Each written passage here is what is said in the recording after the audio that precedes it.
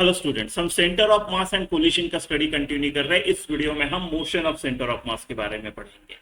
ठीक है, centre of मास एक ऐसा पॉइंट है जहां पे किसी बॉडी का पूरा मास कॉन्सेंट्रेटेड है करके बोल सकते हैं। अब सेंटर ऑफ मास उस बॉडी के अंदर भी हो सकता है, बाहर भी हो सकता है। हमने सेंटर ऑफ मास में पढ़ा है वो। ठीक है, तो क्या मैं उस बॉडी को सिस्टम ऑफ पार्टिकल्स भी बोलेंगे? ये जो बॉडी है, this will consist of many particles. तो इस सिस्टम ऑफ पार्टिकल या इस बॉडी का अगर कुछ वेलोसिटी है, इस तरह से जा रही है, राइट, और इसमें बहुत सारे पार्टिकल्स है और इसका सेंटर ऑफ मास मान लो यहाँ पे है, राइट। तो क्या मैं इस पूरी बॉडी का ये वाला सिनारियो को ऐसे बोल सकता हूँ कि ये सेंटर ऑफ मास का velocity vcm, right? The velocity of this body can be simply replaced by velocity of center of mass। कर सकता हूं मैं? हाँ, कर सकता हूं मैं, राइट। तो जितना मेरा सेंटर ऑफ मास मूव होगा उतना ही ये बॉडी मूव होगा, राइट। पूरे के पूरा सिस्टम ऑफ पार्टिकल्स मूव होगा, राइट। तो जैसे मैं बोलता हूं मेरा सेंटर ऑफ मास का पोजीशन ऐसे है m1 x1 plus m2 x2, right, plus many particles ऐसे divided by m1 plus m2 plus and so on, total mass, right. तो अभी इस बॉडी का वेलोसिटी मैंने इस पॉइंट सेंटर ऑफ मास का वेलोसिटी है करके बोल दिया है, राइट, राइट। तो इस सेंटर ऑफ मास का वेलोसिटी क्या होगा? जैसे जैसे इनका पोजीशन चेंज होगा, वापस से आप कैलकुलेट करो, तो डिफरेंशिएट करो इसको, कितना चेंज होगा with respect to time, right. तो ये हो जाएगा m1v1 plus m2v2, right, and so on upon m1 plus m2 plus and so on। Acceleration का भी होगा, अगर पूरी बॉडी एक्सेलरेट हो रही है तो उसके जगह मैं बोल सकता हूँ सेंटर ऑफ मास एक्सेलरेट हो रहा है। वापस वही वेलोसिटी, किस किस पार्टिकल का वेलोसिटी कैसा कैसा चेंज हुआ, उसके हिसाब से सेंटर ऑफ मास कैसा एक्सेलरेट हुआ, इसको डिफरेंशिएट करो, आपको मिलेगा m1a1 plus m2a2। So acceleration of centre of mass will be m1a1 plus m2a2 and so on, ठीक है। तो ऐसा कर सकते हैं, ठीक है। अगर इस बॉडी के ऊपर कोई एक्सटर्नल फोर्स एक्ट हो रहा है, मान लो F एक्सटर्नल, तो क्या मैं बोल सकता हूं कि ये सेंटर ऑफ मास इसके same as centre of mass पे सेम मैग्नीट्यूड का सेम डायरेक्शन पे एक्सटर्नल फोर्स एक्ट हो रहा है? बिल्कुल बोल सकता हूं, राइट, बिल्कुल बोल सकता हूं। क्या मैं ऐसा बोल सकता हूं कि पूरे सिस्टम ऑफ पार्टिकल क्या या बॉडी का जो मोमेंटम है that is equal to ये mass of this body and velocity of center of mass, right? क्या बोल सकता हूं मैं इस बॉडी का momentum is equal to mass of body and velocity of centre of mass? बिल्कुल बोल सकता हूं। बेसिकली बॉडी की जगह सेंटर ऑफ मास नाम का पॉइंट आपने लिया, उसको रिप्लेस कर दिया, ठीक है।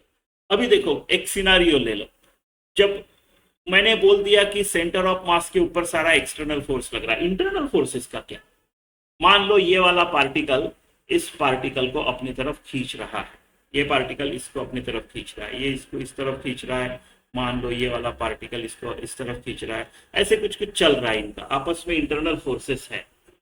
तो इंटरनल फोर्सेस से कोई फर्क नहीं पड़ता है, इंटरनल फोर्सेस से कोई फर्क नहीं पड़ता है, इंटरनल फोर्सेस का they do not matter in motion of centre of mass, they do not matter.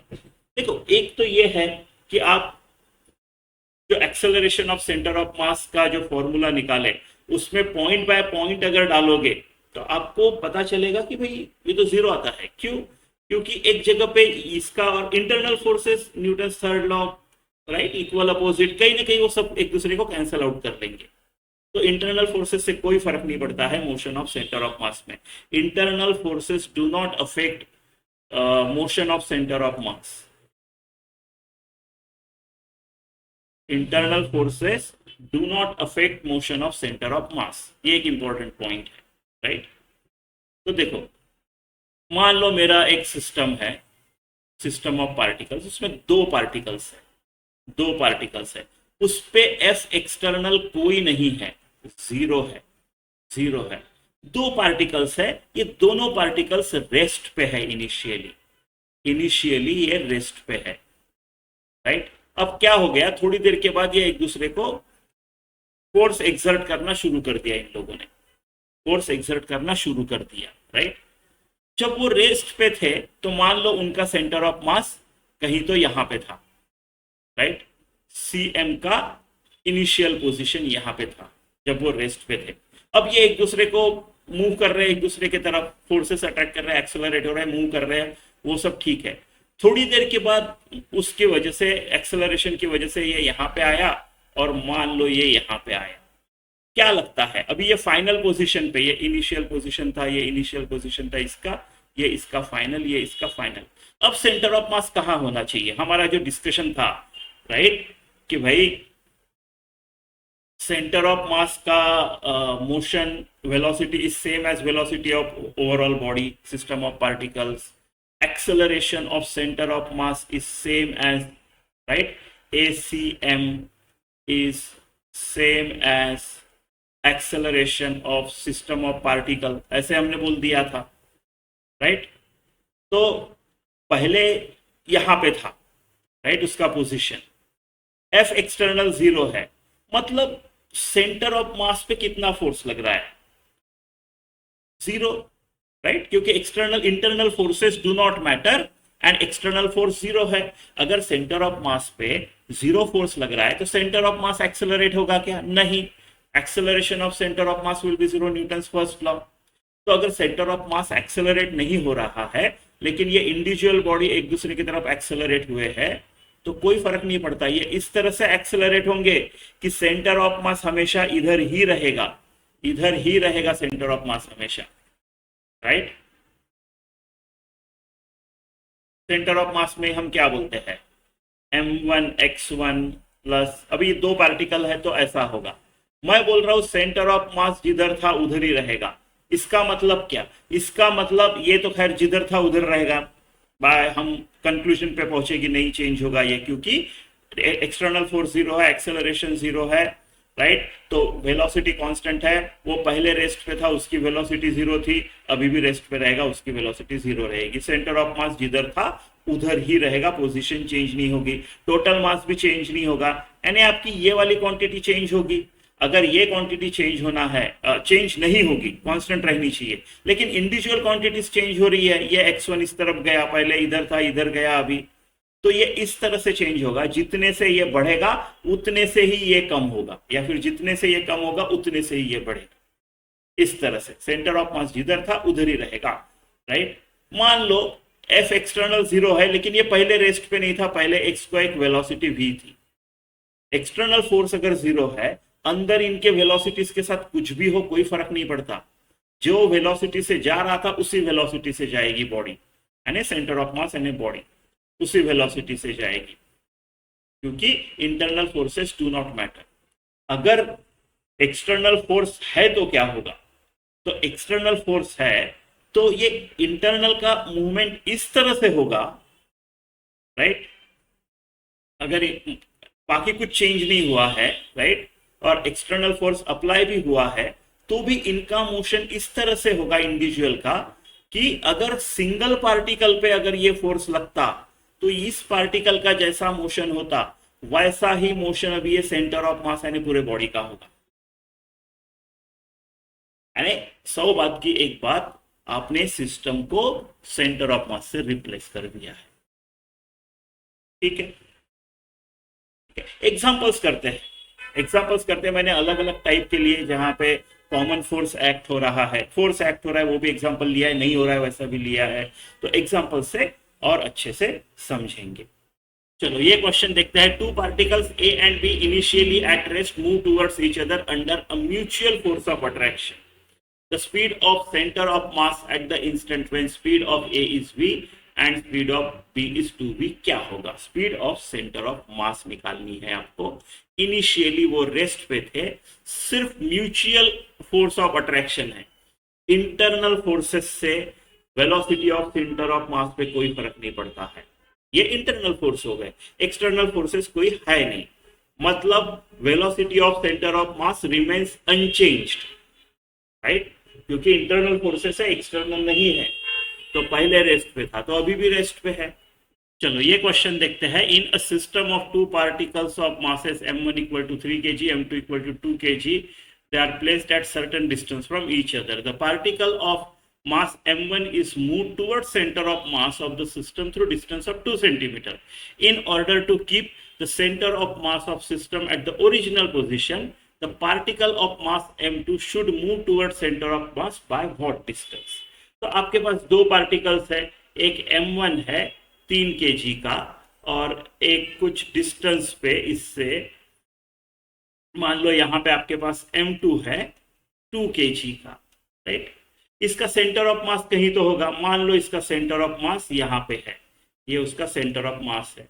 अभी थोड़ी देर के बाद क्या हो रहा है, थोड़ी देर के बाद जो m1 है ये 2 सेंटीमीटर चला गया, ये इसकी ओरिजिनल पोजीशन थी, 2 सेंटीमीटर चला गया toward centre of mass, right, toward centre of मास चला गया। तो सेंटर ऑफ मास वहीं पे अगर रखने का है तो ये m2 टूवर्ड सेंटर ऑफ मास कितने से आना चाहिए, कितने से आना चाहिए? तो ये जो डिस्टेंस है, मान लो आप इस डिस्टेंस को नाम दो x, तो ये कितना होना चाहिए? देखो आपको एक अंदाजा तो आ गया होगा, राइट, कि अगर 3 kg वाला 2 सेंटीमीटर से जा रहा है यानी 6 उनका प्रोडक्ट है, तो इनका भी प्रोडक्ट 6 होना चाहिए, तो 2 kg वाला 3 से जाना चाहिए, इसका आंसर 3 होना चाहिए। ये आपको अंदाज आ गया होगा क्योंकि m1 x1 should be same, right, जितने से ये बदला वो बदलाव इसने कंपेंसेट करना चाहिए, राइट। जैसे देखो सेंटर ऑफ मास क्या होता है, m1 x1 plus m2 x2 divided by m1 plus m2, है कि नहीं, ऐसा होता है। अब ये तो बदलने से रहा, कांस्टेंट है 5 किलो इस केस में, ये हमको सेम रखना है, यानी आपका ये जो चीज है ये पहले उतना ही होना चाहिए नेक्स्ट टाइम भी, यानी जितने से ये बदला, अगर ये 6 से बड़ा है तो इसको 6 से कम होना पड़ेगा, तभी वो पहले इतना रहेगा। तो 6 इक्वल होने चाहिए, है ना, 3 इंटू 2 2 इंटू 3, तो आंसर 3 होना चाहिए, है ना। अगर आपको करके ही देखना है तो करके देखो, पहले क्या रहेगा सेंटर ऑफ मास, पहले के केस में रहेगा, राइट। चलो इसको करते हैं ओरिजिन, मेरा ओरिजिन जो है वो 3 kg को करता हूं मैं, ये वाला ओरिजिन है मेरा, राइट, पहले 3 kg, बाद में तो 2 सेंटीमीटर अवे, तो इसका 0 आएगा x कोऑर्डिनेट, सो 3 इंटू 0 प्लस 2 इंटू, अभी इस डिस्टेंस को क्या नाम दे, चलो इस डिस्टेंस को नाम बोलते हैं p, right, p divided by 5 kg, so simple 2p by 5 x centimetre. अब नेक्स्ट केस में जब आपने बदला है तो क्या है, x डैश बोल देते हैं, नेक्स्ट वाला जब बदल दिया आपने, x डैश cm क्या है, राइट। अब 3 kg वाला 2 सेंटीमीटर पे पहुंच गया है, 2 सेंटीमीटर पे पहुंच गया है 3 kg वाला, ठीक है, प्लस 2 kg वाले ने कितना पहुंचना चाहिए, अब नहीं पता मुझे, राइट। ओरिजिनल डिस्टेंस ये p है, ओरिजिनल डिस्टेंस ये p है, तो p माइनस x डिस्टेंस है, भी इसका नया कोऑर्डिनेट, राइट, तो 2 into p minus x, this should be equal to कितना, upon 5, this should be equal to 2p by 5, है ना, दिस शुड बी, क्योंकि हम बोल रहे हैं कि बदलना नहीं है सेंटर ऑफ मास, चलो 2 5 इसको कट कर देते हैं, तो ये कितना हो गया 6 plus 2p minus 2x equal to 2p, तो 2p गया, 2x equal to 6, x equal to 3, जैसा अंदाज था, तो 3 से इस तरफ आना चाहिए उसने, है ना, तो 3 सेंटीमीटर।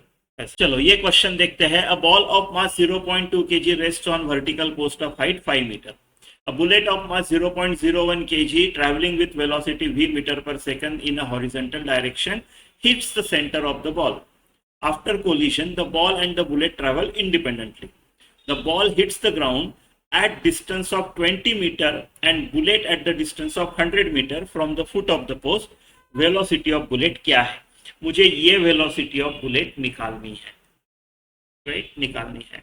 मैं motion of centre of mass का यूज करूंगा, जैसे कि मान लो आपके पास एक पार्टिकल है जिसका मास m है और आपके पास एक सिस्टम ऑफ पार्टिकल्स है, चलो मैं इसमें 2 ही पार्टिकल ले रहा हूं, ज्यादा भी हो सकते हैं, इन दोनों का जो टोटल मास है वो भी m ही है, चलो मान लो m/2 ऐसा, तो इनका सेम मास है और इनके ऊपर अगर सेम फोर्स एक्ट हो रहा है, जैसे कि अपने केस में बुलेट और बॉल दोनों पे जी ही एक्ट हो रहा है, राइट। तो अगर इनके ऊपर सेम फोर्स एक्ट हो रहा है, जैसे कि मान लो अपने वाले केस का टाइप का है, तो इसका भी टोटल मास और जी और इसका भी एम जी। ऐसे केस में अगर ऐसा है तो ये जो सेंटर ऑफ मास है इस सिस्टम का, इस सिस्टम के सेंटर ऑफ मास का जो मोशन रहेगा, राइट, सेम मोशन इसका रहेगा, मोशंस आइडेंटिकल रहेंगे। इस चीज का यूज करूंगा मैं, इस चीज का यूज करूंगा। अब अपना केस सेम है, अपने केस में कैसे यूज करेंगे ये, राइट। तो ये बुलेट का ये बॉल ऐसे आ रहा है, राइट, और ये बुलेट ऐसे आ रही है। तो बुलेट और बॉल अगर मैं सिस्टम पकड़ू दोनों का, तो इनका सेंटर ऑफ मास का जो मोशन होगा, राइट, वो मान लो ऐसे कुछ है, वो आइडेंटिकल होगा अगर पूरा का पूरा मास एक ही जगह पे हो। यानी मैं बुलेट और बॉल दोनों एक ही जगह पे, सेंटर ऑफ मास में सारा मास है ऐसा अज्यूम कर सकते हैं। तो ये बुलेट और बॉल का जो ये है कंबाइंड, राइट, पार्टिकल, ये वाला केस, ये जहां पे गिरेगा, राइट, और ये जो सेपरेटली बॉल और बुलेट गिरेंगे, तो इन इन इस सिस्टम का सेंटर ऑफ मास भी यहीं पे रहेगा, राइट।